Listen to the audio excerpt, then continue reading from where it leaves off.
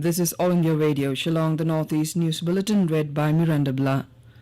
Following death of several people due to Japanese encephalitis, Assam Health Minister Himanta Biswa Sarma yesterday announced that free treatment would be provided to patients suffering the illness. Japanese encephalitis affected patients who undergo treatment in private nursing homes will also get financial assistance of 1 lakh rupees from the state government. A total of 1,094 villages have been affected by Japanese encephalitis so far this year in Assam. Arrangements for foraging have been made in these villages, Mr. Sarma said, adding that more 108 and 102 ambulances have been arranged for the Japanese encephalitis patients. 46 people have died of Japanese encephalitis in Assam so far this year.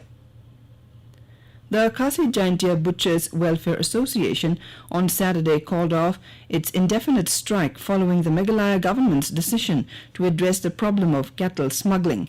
President of the association, Generous Larpi, said all shops across Khasi Jaiñtia Hills region will start to reopen with immediate effect. The sale of beef came to a standstill for the past 1 month after the butchers decided to stop purchase of cattle from Khanapara market in Ribhoi district as a mark of protest against the Hima Millam's decision to open the market on a daily basis instead of just once a week. The Meghalaya government has decided to notify the Animal Husbandry and Veterinary Department for issuing health certificates and transportation challenge for cattle in the state.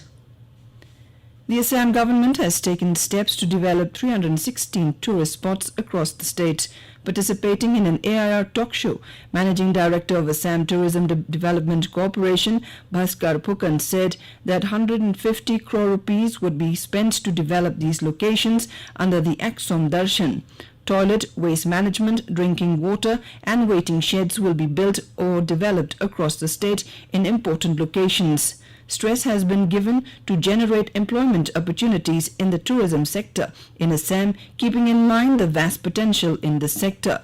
Dwelling on river tourism, Mr. Phukan said that Assam government will utilize the mighty Brahmaputra to develop the sector. Tripura has exported over 300 metric tons of queen variety of pineapple to other states of the country and neighbouring Bangladesh so far this year, Chief Minister Kumar said yesterday.